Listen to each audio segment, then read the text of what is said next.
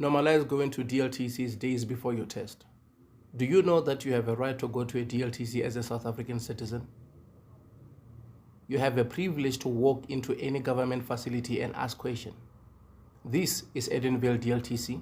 I went there, I sat under the tree, I collected data. I even walked to their testing ground. You have a right as a South African citizen. If you don't know, just tell them. I'm so-and-so.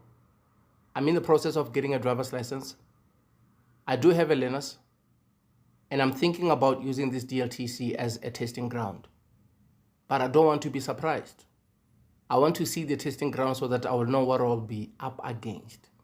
You have a right. They do give driving schools opportunities to work with their students so that they can prepare them. They give instructors opportunities to work with their students so that they can prepare them. We South Africans, the similar way we go to a dealership and ask to see the car we're about to buy and also test drive the car, we still have a right to go to a Dltc and ask to see the testing ground.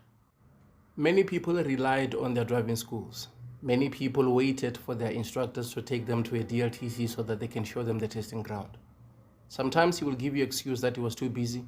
Sometimes people go there without knowing anything about a testing ground. When you ask them questions, do you know where their step hill is? Do you know how big it is? People don't even know, simply because of somebody promised to take them to a Dltc but didn't take them. Do not put everything on their shoulders. Go out there, do research so that things will be simplified.